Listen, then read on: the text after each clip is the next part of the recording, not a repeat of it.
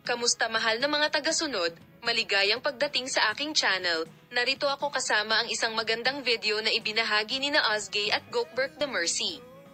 Bago lumipat sa aking video, huwag kalimutang mag-subscribe sa aking channel, i-like ang aking video at ibahagi ang iyong mga saloobin sa amin sa seksyon ng mga komento. Naakit ni Gokberk The Mercy ang lahat ng atensyon sa pamamagitan ng isang nakakagulat na pahayag na ikinagulat ng kanyang mga tagahanga.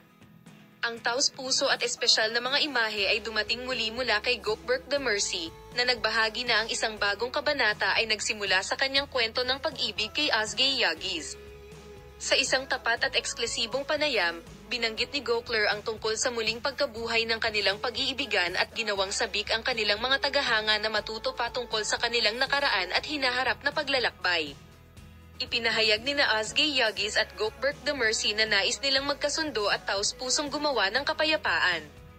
Ang mga aktor na sina Ozgay Yagis at Gokberk The Mercy, na nagpasindak sa lahat sa kanilang on-screen at off-screen na chemistry, ay muling pinapansin sa kanilang tagumpay at pagmamahal.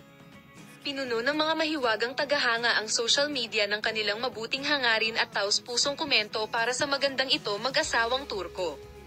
Ang internet ay puno ng paghanga habang ang mga tagasunod ay nagpapahayag ng kanilang kagalakan na makita ang kanilang mga paboritong bituin na nagsasama-sama upang tumunog sa bagong taon sa estilo.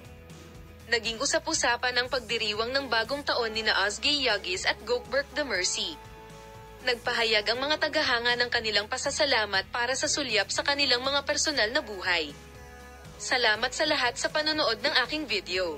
Paalam, makita ka sa mga bagong video.